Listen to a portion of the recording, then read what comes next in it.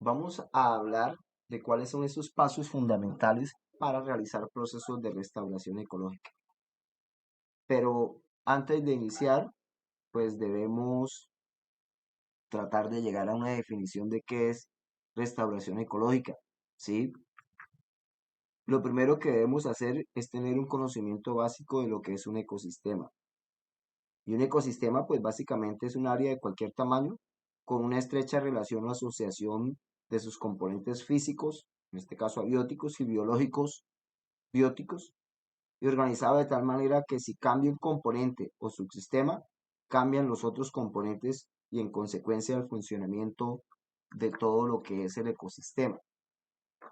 Ahí vamos, digamos, aclarando esos términos.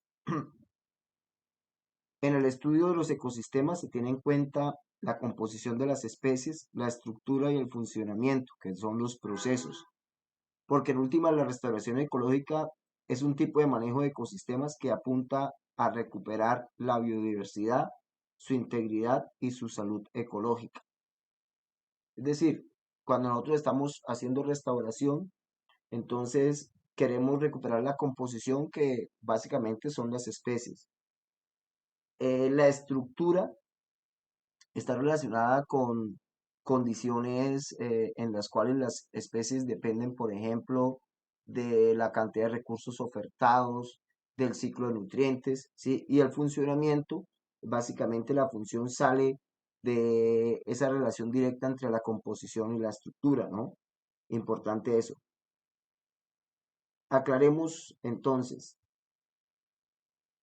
para que quede, digamos, sentado. Entonces, la biodiversidad es la composición de especies. Entonces, ahí están productores primarios, las plantas. La integridad ecológica es la estructura y la función es la salud ecológica, ¿sí? Que es la capacidad que tiene un ecosistema de recuperarse después de que ha sido intervenido a través del hombre. Es decir, que la salud es esa resiliencia que tiene el ecosistema, lo cual va a garantizar la sostenibilidad. En consecuencia, podemos decir que la capacidad de restaurar un ecosistema depende en gran cantidad de los conocimientos, como por ejemplo el estado del ecosistema antes y después del disturbio, el grado de alteración de la hidrología, la geomorfología, los suelos, las causas por las cuales se generó el daño, cuál es la estructura, cuál es la composición, cuál es el funcionamiento del ecosistema preexistente. También se requiere información acerca de las condiciones ambientales regionales, la interrelación de factores de carácter ecológico, cultural e histórico, ¿sí? Es decir, toda esa relación histórica y actual entre el sistema natural y el sistema socioeconómico. También importante conocer la disponibilidad de la biota nativa necesaria para poder hacer restauración, cuáles serían los patrones de regeneración, cuáles son los estados sucesionales de las especies, ejemplo, estrategias o barreras que puedan detener esa sucesión, el papel que va a cumplir la fauna en los procesos de restauración. Entonces, podemos decir que el éxito en la restauración depende entonces de todo esto que hemos mencionado, así como los costos, fuentes de financiamiento y la voluntad política de las instituciones, digamos, para poder hacer estos procesos de restauración. Pero ante todo, la colaboración y la participación de las comunidades en este tipo de proyectos. Entonces, ya visto de esa manera, podemos decir entonces que esa restauración es el proceso de asistir la recuperación de un ecosistema que ha sido degradado a través de un disturbio. En otras palabras, la restauración ecológica es un esfuerzo práctico por recuperar de forma asistida las dinámicas naturales que tienden a restablecer las trayectorias posibles o históricas de un ecosistema nativo en una región. Y se entiende por dinámicas naturales a la recuperación de esos componentes básicos de la estructura, de la función y la composición de especies en un ecosistema nativo. Es claro que muchas áreas en el mundo pues prácticamente están alteradas y tan alteradas que ya es difícil hablar de restauración como tal. Y por lo tanto se emprenden otros tipos de acciones que están encaminadas, por ejemplo, a la rehabilitación, ¿sí? Al lo que es el reemplazo y a la revegetalización. Entonces son otras acciones diferentes a restaurar. ¿Qué es rehabilitar? Entonces, básicamente, la rehabilitación no implica, por ejemplo, llegar al estado original del ecosistema, ¿sí? que se tenía anteriormente. La rehabilitación se puede usar para indicar cualquier acto de mejora desde el estado que encontramos nosotros de degradación, sin tener como objetivo final producir el ecosistema original. Entonces es posible que podamos recuperar la función del ecosistema sin que se recupere completamente la estructura. Entonces en este caso estamos hablando de una rehabilitación en términos de la función del ecosistema, ¿sí? Entonces muchas veces incluso con un reemplazo de especies se puede mejorar, por ejemplo, la composición. Entonces eso es rehabilitar.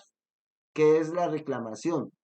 Es un término que se utiliza para hablar de un retorno de estado de utilidad más que de un estado original de un ecosistema.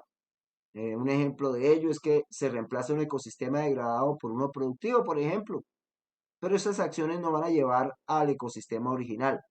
Entonces, este término, digamos que se utiliza para hablar o se utiliza mucho en lo que es la recuperación de minas a cielo abierto, ¿no?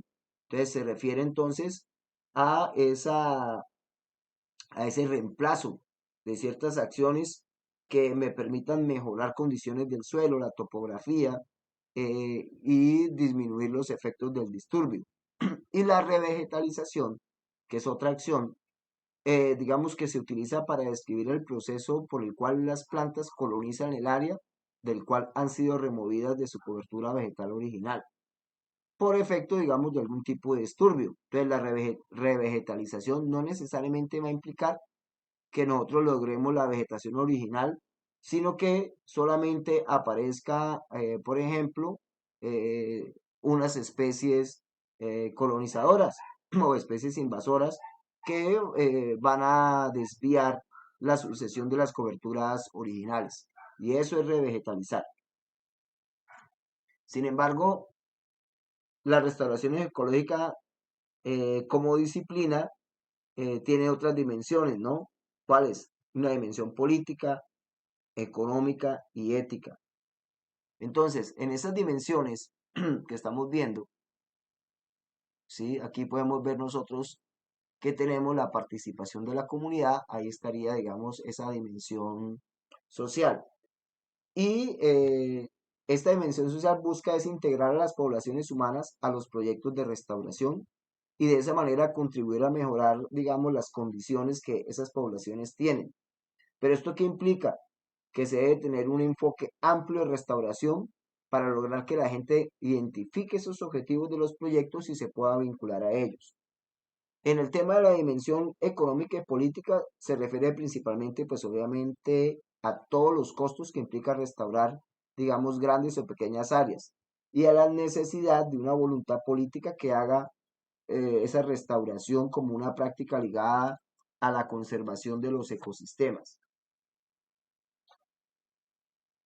Hasta ahí, bueno, digamos, serían esos enfoques que se puedan tener con respecto a la restauración. Sin embargo, también podemos mencionar la dimensión ética, ¿no? Que implica, pues, replantear una visión de la naturaleza, cambiar los comportamientos de destrucción y reemplazarlos por comportamientos de conservación, por ejemplo. Normalmente se proponen restauración 13 pasos fundamentales en un proyecto. Esos pasos pueden ayudar, obviamente, dependiendo de las circunstancias. Ahora, esos 13 pasos no se tratan de una receta, digamos, sino más bien de una manera de pensar la complejidad y la particularidad de los sitios a restaurar. Y lo otro es que esos pasos no necesariamente llevan un orden, ¿no? Que, como tal, pues todo va a depender, digamos, de la particularidad de los sitios, de las escalas y de los objetivos que se proponen en restauración. Los pasos de la restauración inicialmente los podemos organizar, ¿no? Podemos decir que la restauración como tal está organizada o agrupadas digamos, en cuatro categorías que serían las siguientes. Primero, hablamos de unas fases diagnóstica, ¿sí? En esa fase diagnóstica, entonces nosotros establecemos el ecosistema de referencia, evaluamos el ecosistema actual, definimos las escalas de organización, ¿sí? En este punto se precisan los objetivos y en cuanto a la participación comunitaria y al diseño de estrategias, se establecen escalas y jerarquías de disturbio, se evalúa el potencial de regeneración de las especies y se establecen las barreras de restauración. Eso sería la parte diagnóstica. Dentro de las fases está la fase experimental, que van de los pasos del 5 al 11. Entonces, el paso 5, como lo vemos, es la participación comunitaria, que básicamente es paralelo a lo que es el potencial de regeneración, las barreras, seleccionar las especies adecuadas, propagar las especies y seleccionar los sitios. Ahí la comunidad siempre va a estar de la mano. En la otra fase es todo lo que tiene que ver con el monitoreo, hacer ese seguimiento y finalmente la consolidación, ¿sí? Digamos que la otra categoría serían las escalas. Nosotros podemos usar escalas de parcelas locales o regionales. Los niveles, podemos trabajar a nivel de paisaje, de comunidad, de población o organismo. Y las barreras, que básicamente son barreras a la dispersión, al establecimiento, a la persistencia y lo que son las barreras sociales. ¿Sí? Entonces, eso, digamos, sería en cómo podríamos agrupar nosotros en categorías el proceso de restauración. Y lo otro es que hay una secuencia de unos pasos fundamentales que son los que acabamos de presentar aquí. Siempre el diseño y la participación de la comunidad van a estar paralelos a estos pasos que están aquí. Estos pasos pues serán detallados en los siguientes videos. Cada uno en qué consiste y las estrategias que se hacen en cada uno de ellos.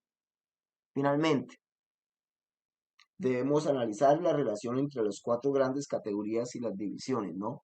Entonces, en restauración, nosotros tenemos unas fases, que es la diagnóstica, la experimental y el monitoreo, ¿sí? Se considera que una vez se cumplan estas fases, una fase, además, es la consolidación de la restauración, ¿sí? Esa restauración se trabaja en escalas y niveles. Las escalas pueden ser parcelas locales o regionales y el nivel a nivel de población u organismo, comunidad o paisaje, ¿sí? Y hay unas barreras a la dispersión de las semillas, al establecimiento, es decir, que puedan germinar y a la persistencia en el tiempo. Debido a esto, entonces, para que esas barreras sociales, si no vayan a afectar las barreras ecológicas, entonces se incluye la participación comunitaria para que finalmente podamos consolidar un proyecto de restauración. Muchas gracias.